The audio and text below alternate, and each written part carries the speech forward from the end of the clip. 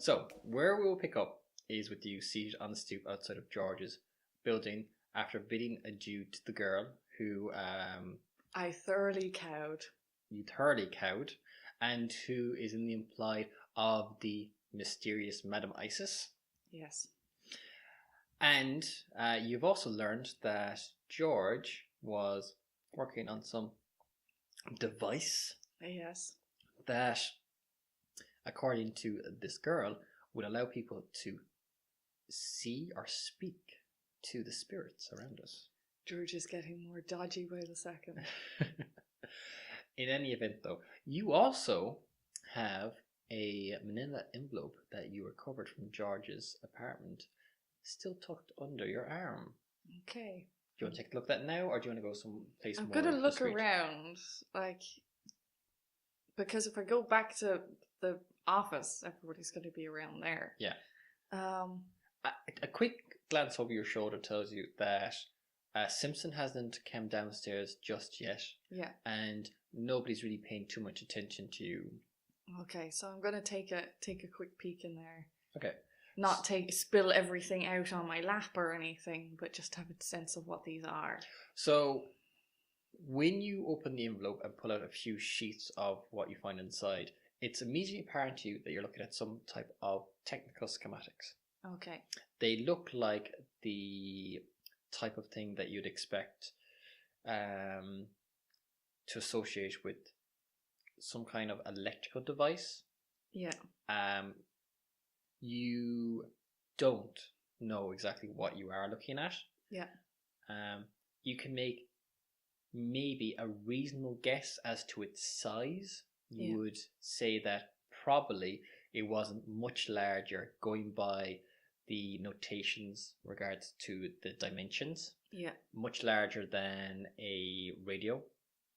Now, allowing that radios at this time could be much larger than what we would normally. Kind of small fridge size.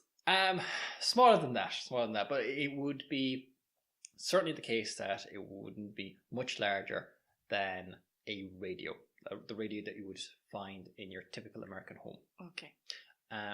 But outside of that, you really can't make heads nor tails out of it. It seems quite sophisticated, and they're quite clearly expertly drawn. Okay.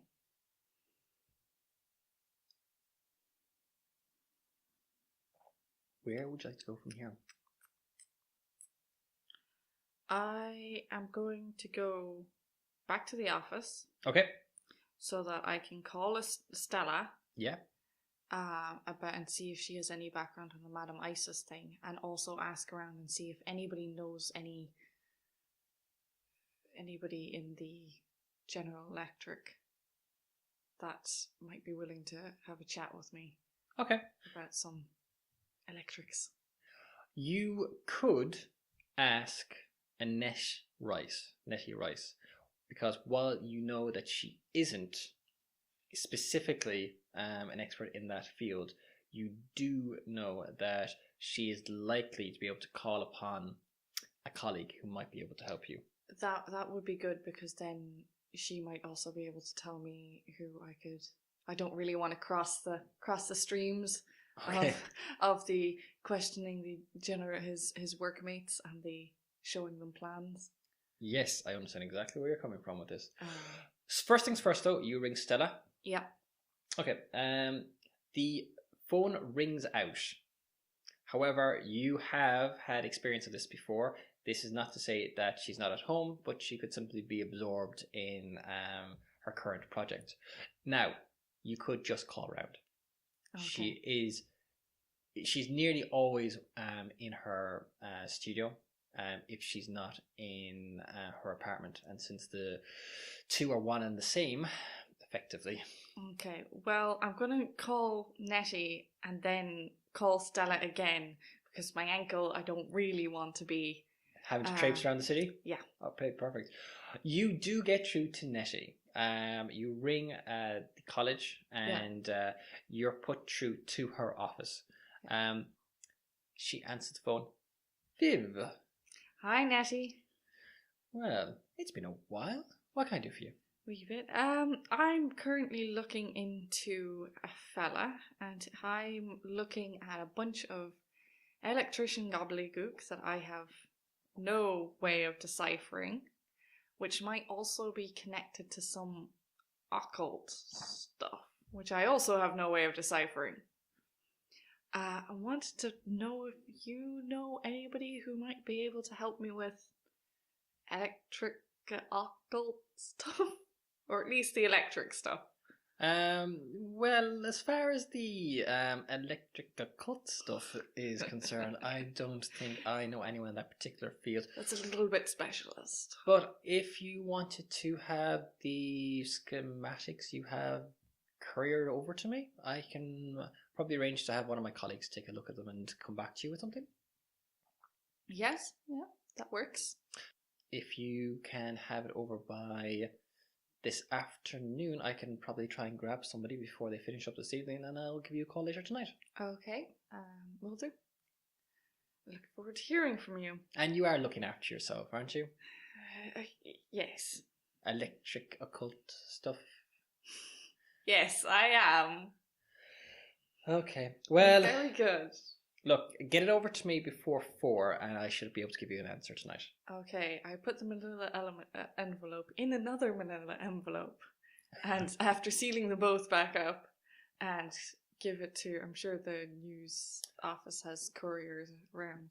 Yeah, you can organise little to have 10-year-olds. Just like, here's a small amount of money. It is the Great Depression. Go small child, use your child labour.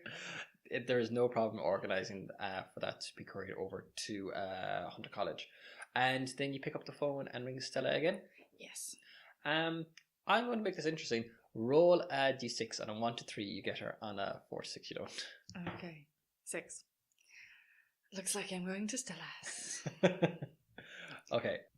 You hobble your way out of the building. That ankle is really starting to smart a bit the more time you have to put weight on it. Are you going to try and walk it, grin and bear it, or are you going to try to navigate? I have had much worse. Okay. You grin and bear it. Yes. Alright, you make your way across the city to Stella's apartment. Stella, as you're aware, comes from quite a well-to-do family. Her father owns an architectural firm, and in return for working as a draftswoman, for him, he funds her summer-long artist retreats and tolerates her dabbling in the occult and esoteric. Okay. You suspect that the amount of work that she does for her father is probably nowhere near the level that he funds her lifestyle. Of course not. But it makes Daddy's little socialite feel like she's useful.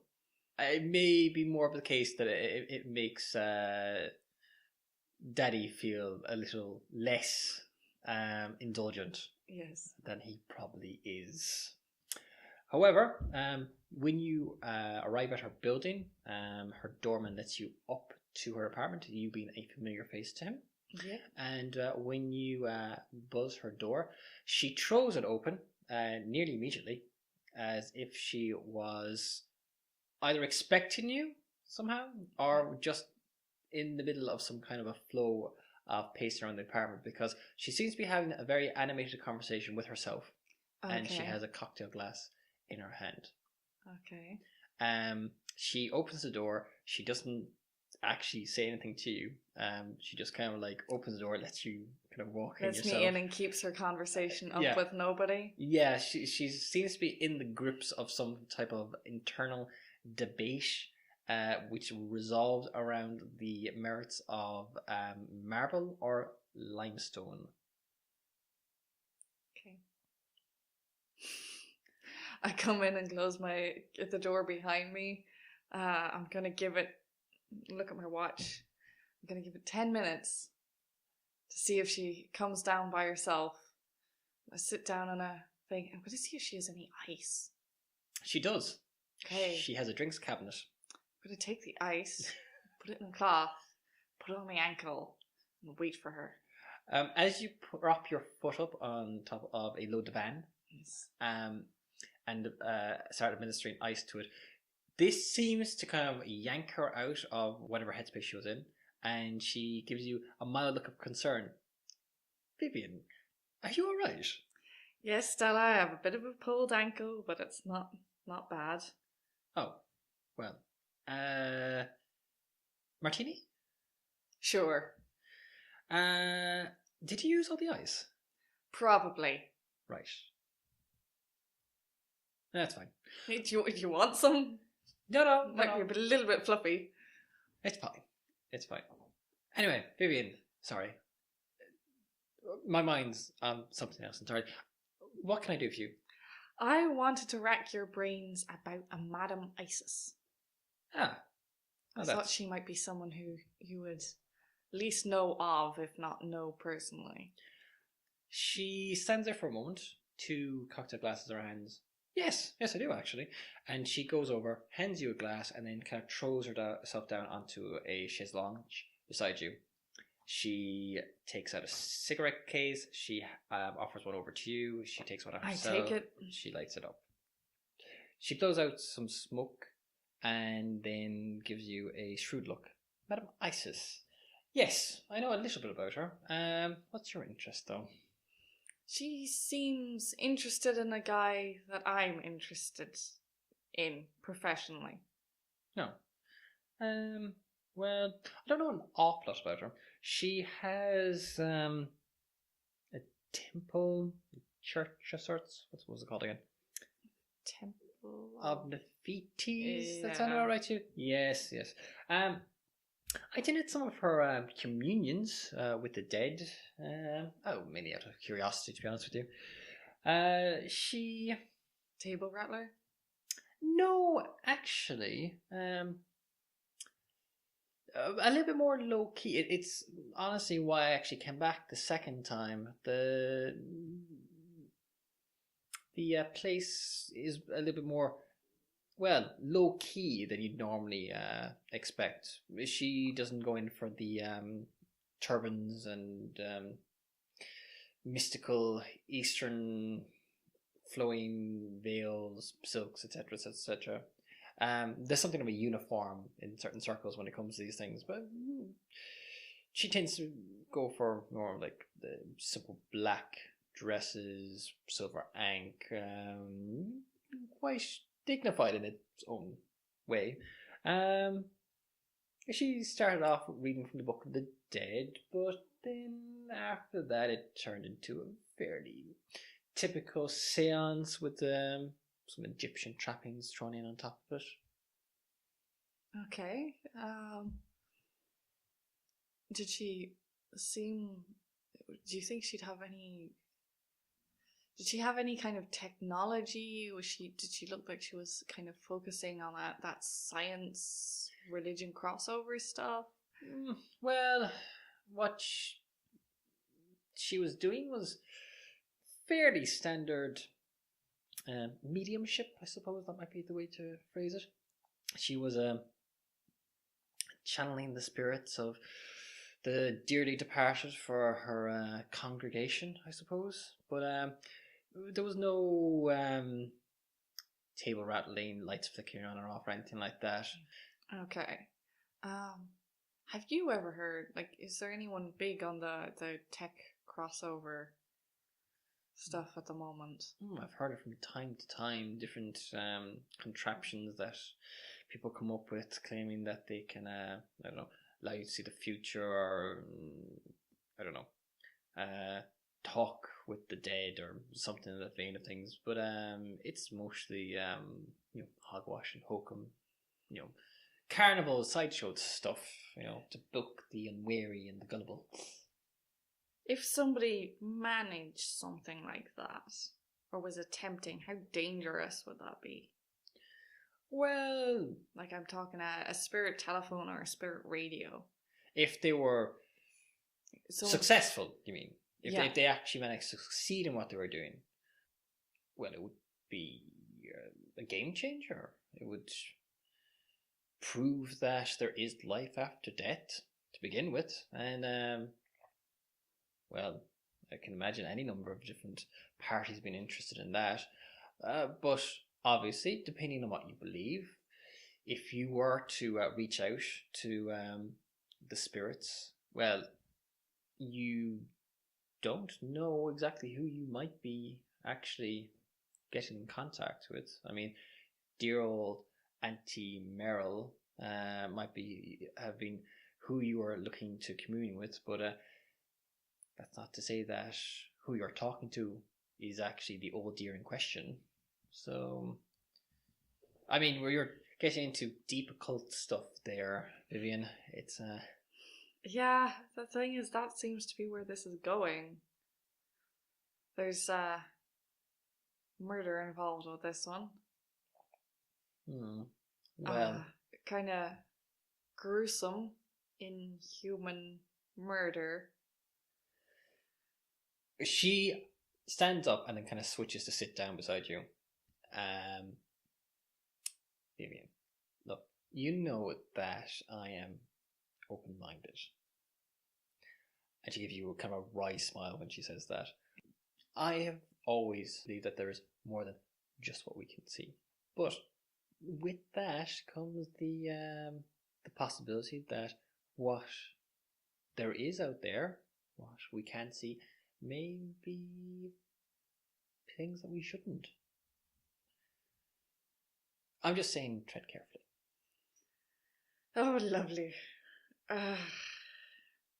But as like as not, though, if it's this Madam Isis one who's involved in the whole thing, and as I said, whilst I can't say one way or the other, she didn't exactly strike me as being, the new Messiah or anything like that. It's probably just, some contraption that somebody knocked together that makes the right noises or shows the right things. Smoke and mirrors. Okay. Have you ever heard of George Preston? No. Can't say the name rings a bell. Or Myron Fink? No. Sorry. Strangers to me, my dear. Okay, well, I didn't think that would go very far. But anyway, so this Madam Isis, not particularly interesting in any way, shape or form. I can only give you the impression that I had. I certainly didn't keep on going back, if that's what you're asking. Yeah, not exceptional. Well, she seemed to have her own little congregation, so she was obviously doing something right. Diehards or like wishy-washy? I would have said your normal mixture of true believers, the curious, and the desperate. Okay. Well, so what was that argument you were having about limestone and marble? Well, it might be easy to show you. Come with me. And she brings you into her studio. I tie the knot around my leg so the tea towel filled with ice is staying on it. All right, now, at this point, I'm going to say it's probably after 5, maybe coming closer to 6. Right? Okay. You know that Nessie promised to give the office a call. Yeah. Later on, even though she didn't specify when precisely. Okay. You presume that if she doesn't get you, she'll just ring you tomorrow. Yeah. And she'll probably send the schematics back to you, you presume, this evening or again tomorrow, depending on whenever she was able to organise for someone to take a look at them. So, do you want to do something now this evening, or are you going to enjoy the company of your friend? Because this would be a time, if you wanted to actually take the opportunity to take time specifically, which would allow you to get rid of that problem card if you like. Or do you want to push on and see what else you might be able to learn? I'm going to... I think I'm going to push on, I think. Okay. I'm going to ask her what time Madam Isis's ceremonies were normally at.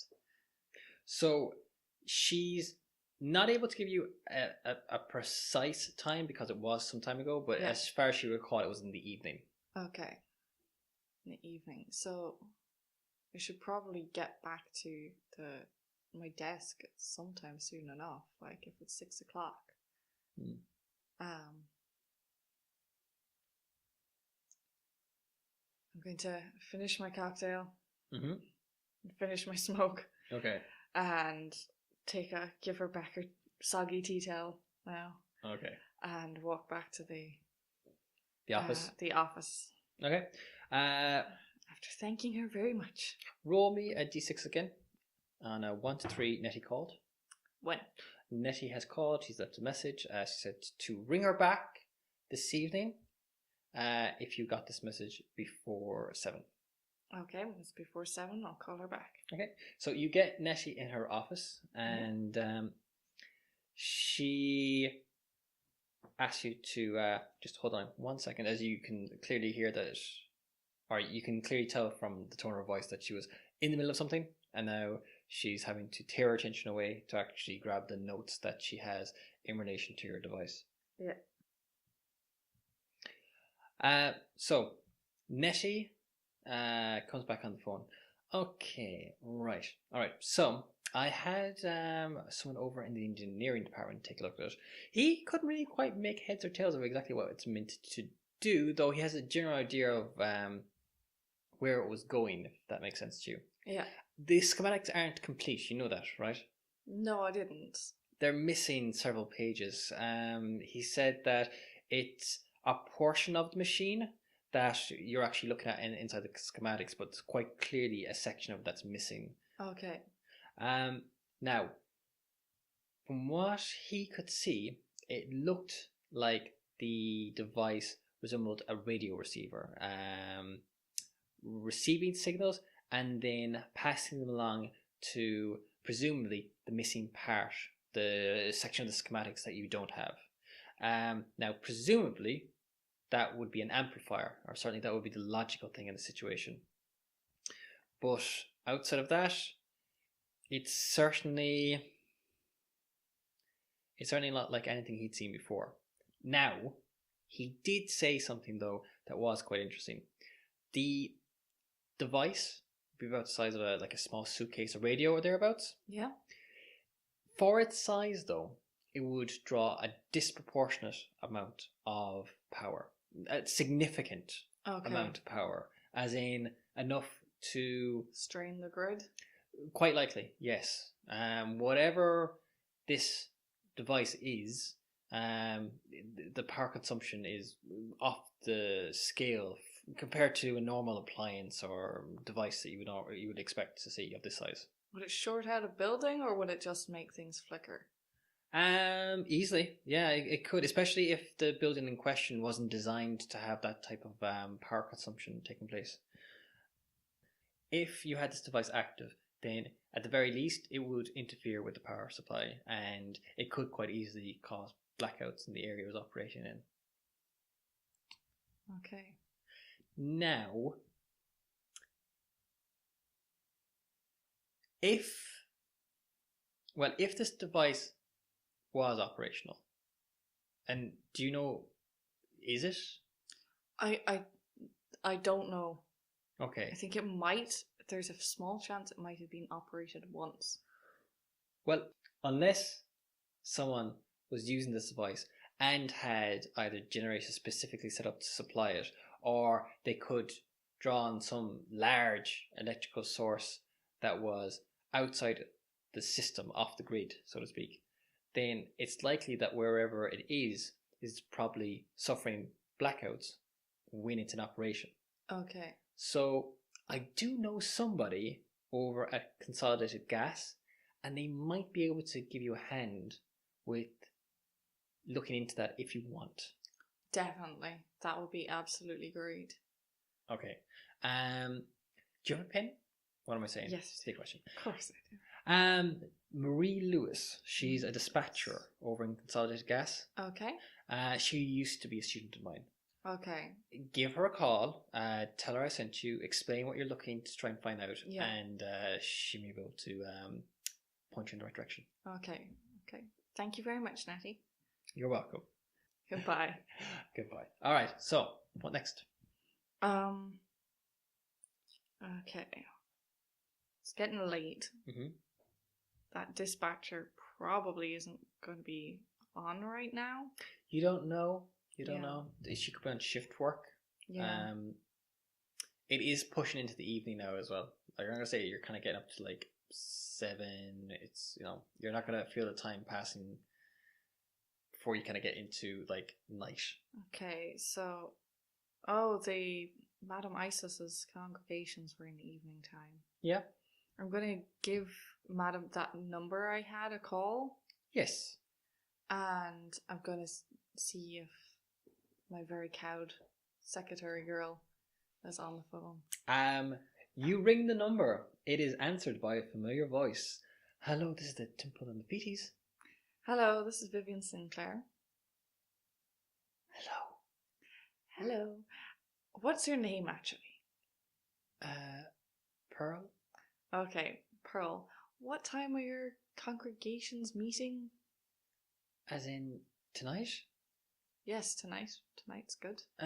Well, Madam Isis is holding a congregation at 8 o'clock. At 8 o'clock? Okay. Thank you very much. You're welcome. Hang up. Okay. Okay, so that's that. Mm-hmm. And this is before 7. This is before 7, yeah. Okay, I'm also going to ring the dispatcher at gas. Okay. And ask for Marie Lewis. Okay. You ring Consolidated Gas. Yeah. And you ask for Marie Lewis. Yeah. There's a pause while someone checks, and then the secretary that you get through to comes back on the line. No, I'm afraid she finished at 5, but she'll be working again tomorrow. From? 9. From 9 to 5 again? Yes. Yes. Okay, thank you very much. You're welcome. Have a nice day. So I write that down and I'll do that tomorrow. Okay. Okay, so I will... Is an hour enough time to take time? No. Damn it. I will... Especially if you're going to make that 8 o'clock communion. I will go and hobble my way to that 8 o'clock communion. Okay, perfect. You skip out of the office and head across town to the address that Pearl gave you. And you find yourself standing outside of a building. Alright. Yeah. You find yourself standing outside a building in an artistic neighborhood of Brooklyn Heights. It is quite clear that the building itself, or certainly the temple, used to be a cafe. Whilst the etching has still been removed from the window, you can quite still clearly see the outline left by the letters from where they were scraped off. Yeah. The temple of the Peaties sits among small businesses and neat apartment buildings in a much better area of Brooklyn than George's apartment building. Yeah. From the street, it looks like one of the storefront churches popping up in the black communities throughout the city. Stinted letters spell out its name over the door, and decorative Anglican cartouches on its whitewashed facade ensure even casual passers-by don't mistake it for an ordinary church. Heavy curtains block out any view of the interior. The door is closed, but you can see that there are people arriving and going inside. Okay. Mm-hmm. Okay, so I head in. Sure. Do I look really out of place?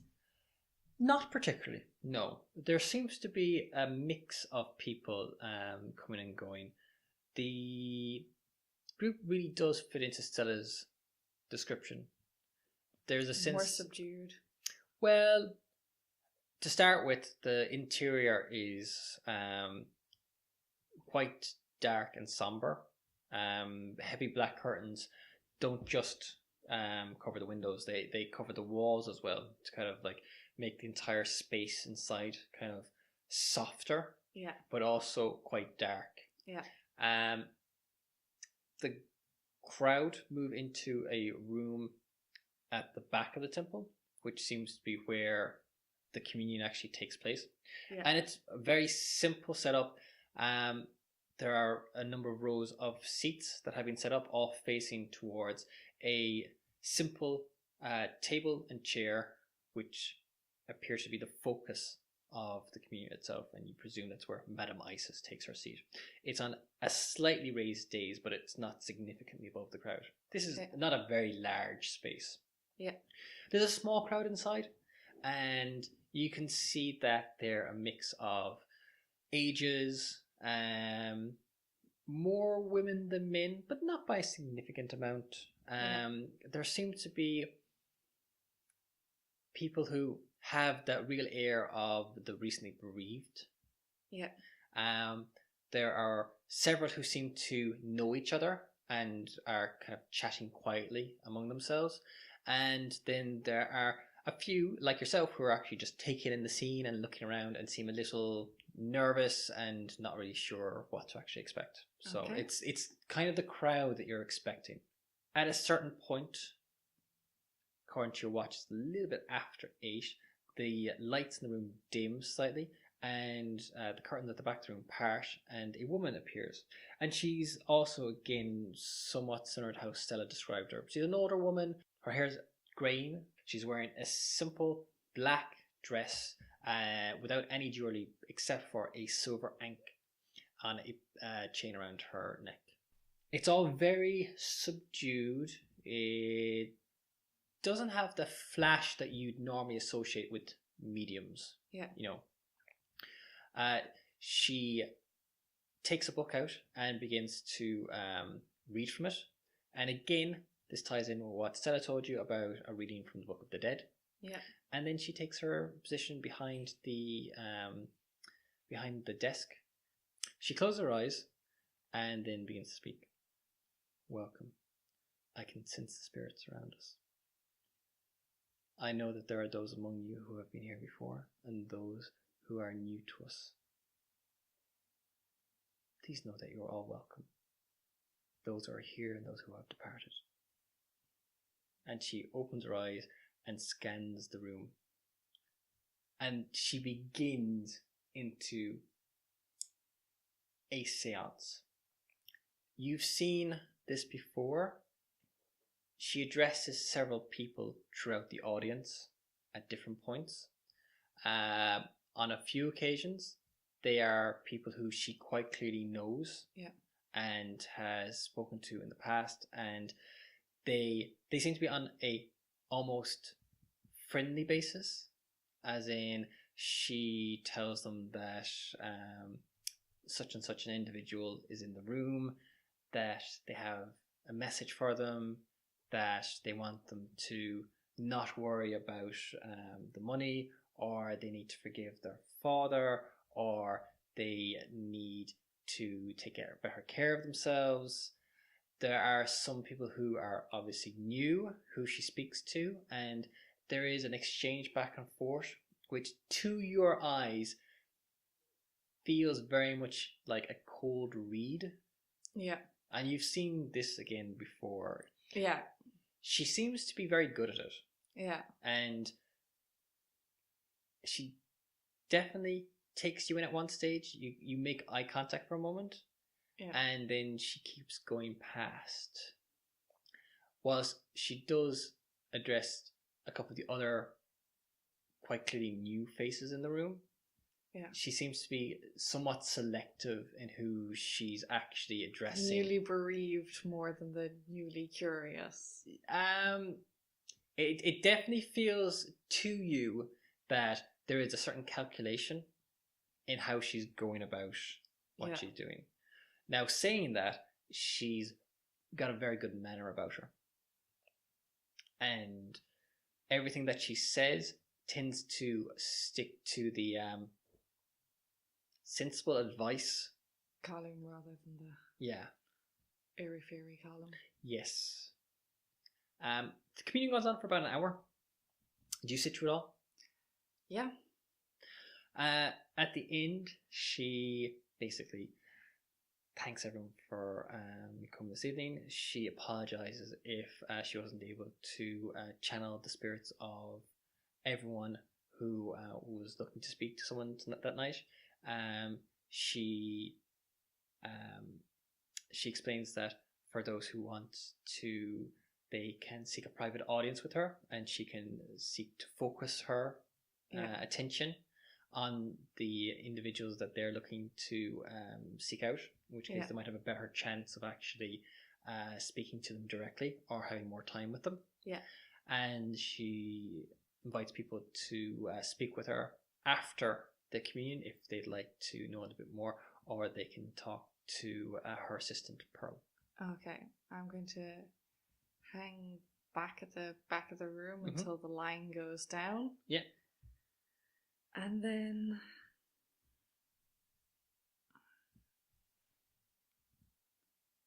Okay, I'm going to approach her and say that I'm a reporter that has been approached by the girlfriend of George Preston, and that she's very worried about him, and that he had mentioned that he'd known Madame Isis, and that she thought that she might know something about his new disappearance. I'm not going to mention anything about the murder or anything like that, or that I know about that at all. Just that George Preston has disappeared, and his worried girlfriend said that he might have known Madame Isis. She quickly glances around the room to see who's still present. Yeah. Everyone seems to be leaving, so she kind of steps in a little closer to you. This strikes me as the type of thing we might want to speak about a little bit more in private. Would you come into my consultation room? Yes. She brings you into a smaller room off of the space where she holds the communion, and she invites you to take a seat. She goes over and opens a door at the back of the room, and through it you can see a small office space and a figure that you recognize seated at a desk, who looks up at Madame Isis, who looks in and says, "Pearl, would you be so good as just to fetch tea, coffee?" Coffee, please. Coffee. Make that 2 coffees for myself and my guest. Pearl looks up, she smiles, she looks over at you, her face kind of freezes in a rictus. Damn it, girl. Of course. Madame Isis closes the door, comes back, takes a seat. She gives you a little bit of a quizzical look. She doesn't say anything. Innocent face, innocent face. I knew George. Yes, I was surprised to hear what had happened. He struck me as, well, somewhat of a gentler soul than that. I find it somewhat hard to believe that he would be involved in something like, well, murder. But he was, how could I describe him?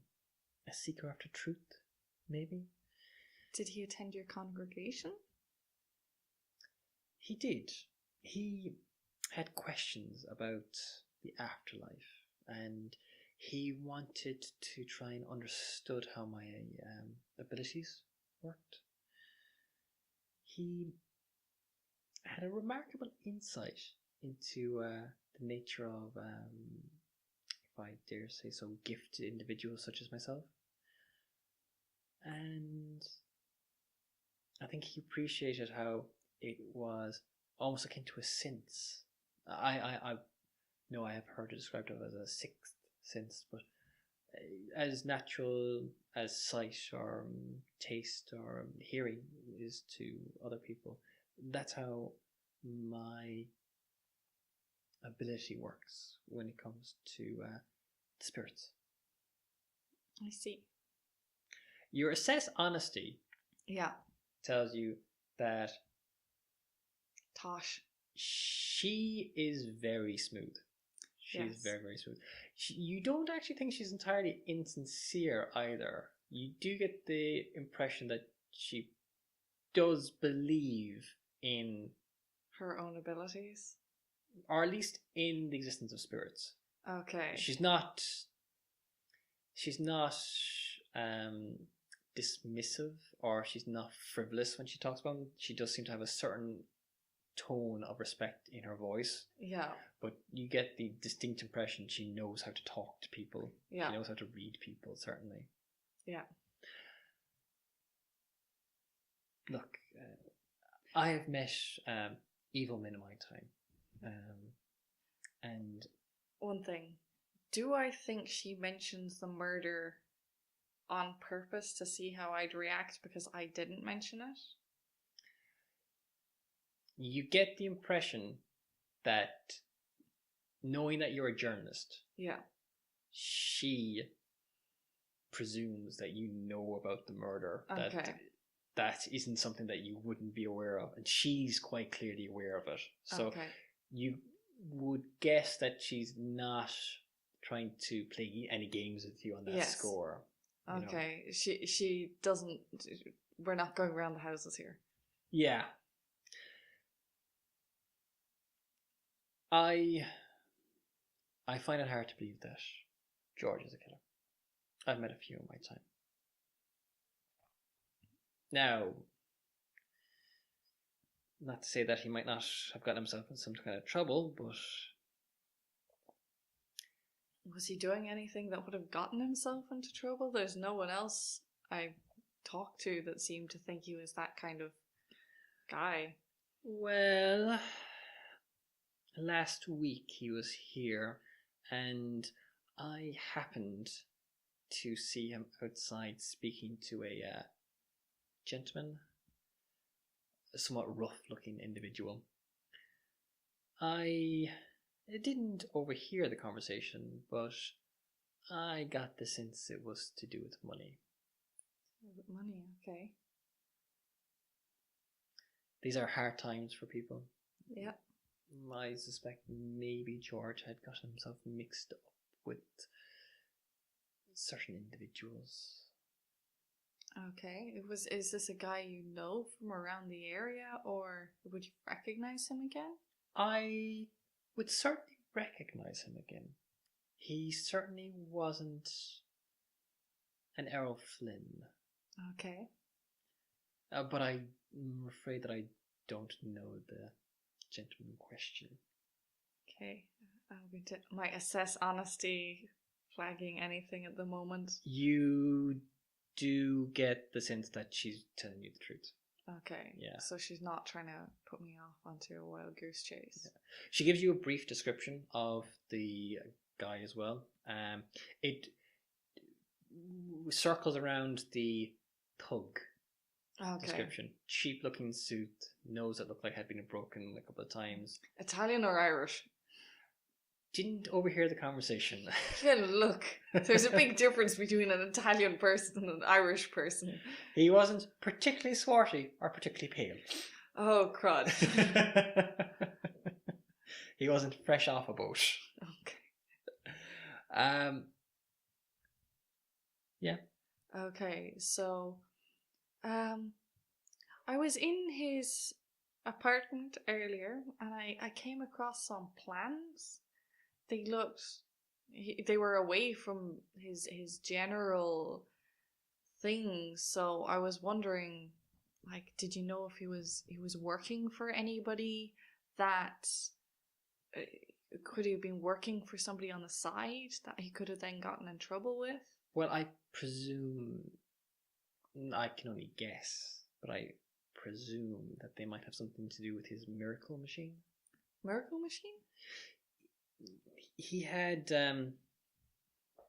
approached me about a machine he was designing, building, that he seemed to believe, well, if it worked, that it would allow people to see the spirits around us and allow them to speak directly to them. Now, I was a little hesitant to take him at face value, but he seemed rather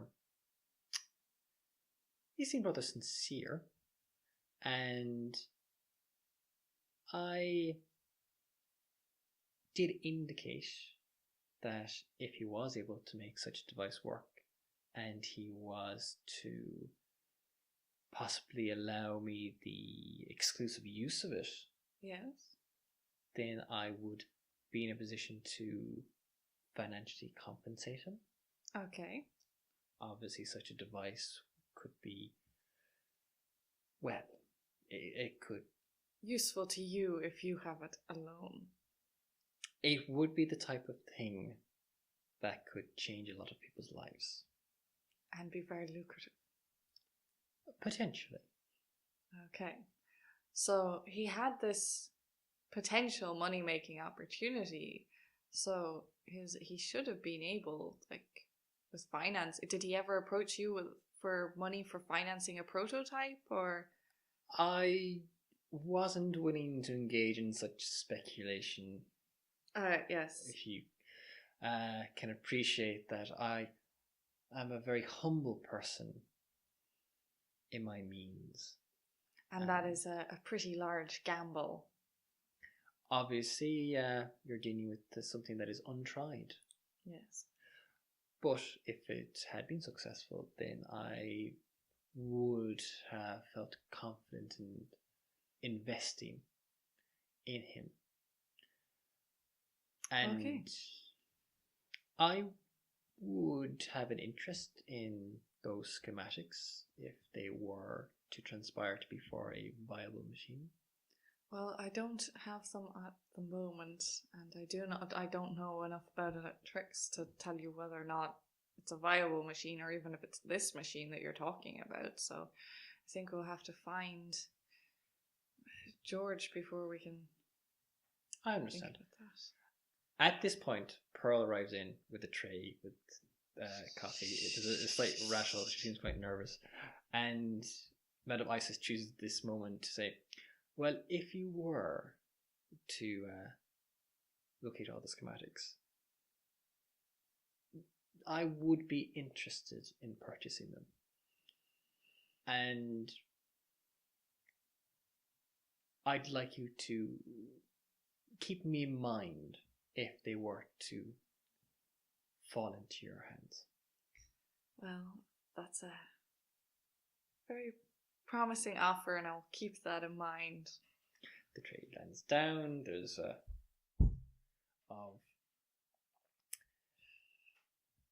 tea sloshing over the sides of a coffee sloshing over the sides. Yes, as Pearl expertly serves coffee to both of you. Madame Isis gives her a look. Pearl is looking at nobody. You are. I am going to drink my coffee. It's free, isn't it? Mm-hmm. All right. Do you continue on this conversation? I finish my coffee and leave. Okay. Okay, so I go back home because it's late. Mm-hmm. I have my list.